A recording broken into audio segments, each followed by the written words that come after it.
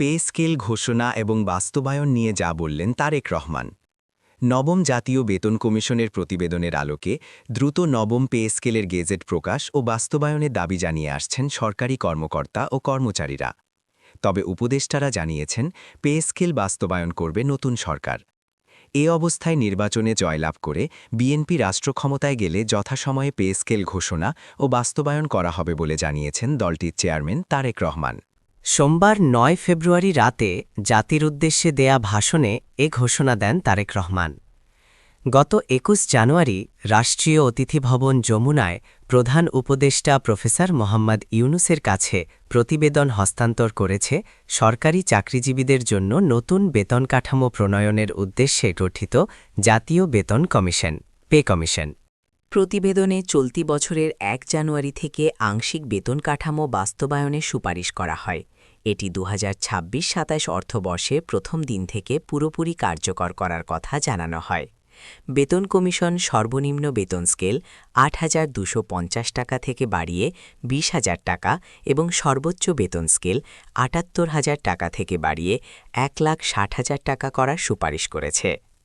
জাতীয় বেতন commission ২০২৫, Bangladesh judicial service pay commission ২০২৫ এবং সশস্ত্র বাহিনী বেতন কমিটি ২০২৫-এর দাখিল করা প্রতিবেদনের বেতন সম্পর্কিত বিষয় পরীক্ষা-নিরীক্ষা করে সুপারিশে কমিটি গঠন করেছে সরকার। গত রোববার ৮ ফেব্রুয়ারি মন্ত্রিপরিষদ বিভাগ থেকে প্রজ্ঞাপন জারি করে কমিটি গঠনের কথা জানানো হয়। এর আগে বিদ্যুৎ, জ্বালানি ও খনিজ সম্পদ উপদেষ্টা মোহাম্মদ ফাউজুল কবির খান জানান, নির্বাচিত সরকার চাইলে পে কমিশনের সুপারিশ করা পেস্টে বাস্তবায়ন বা বাতিল যে কোনোটাই করতে পারবে। অন্যদিকে সরকারি চাকরিজীবীদের জন্য নতুন পে স্কেল ঘোষণা না করলেও পরবর্তী সরকারের পক্ষে তা বাস্তবায়নের পথ সহজ করে যাচ্ছেন বলে জানান অর্থ উপদেষ্টা সালেহুদ্দিন আহমেদ।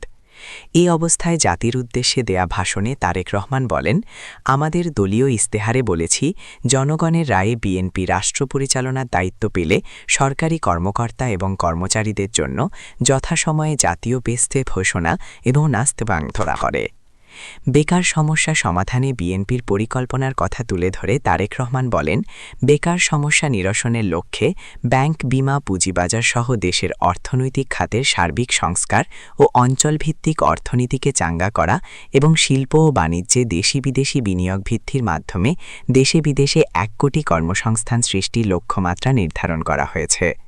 তিনি বলেন, এভাবেই পর্যায়ক্রমিকভাবে ১ কোটি কর্মসংস্থান সৃষ্টির লক্ষ্যে কয়েকটি সেক্টরকে চিহ্নিত করার লক্ষ্যে কর্মসংস্থান তৈরির উপায় এবং কর্মকৌশল নির্ধারণ করা হয়েছে। এরই অংশ হিসেবে দেশব্যাপী কারিগরি ও ব্যবহারিক শিক্ষা প্রদানের মাধ্যমে বেকার জনগোষ্ঠীকে দক্ষ জনশক্তিতে রূপান্তরিত করা হবে।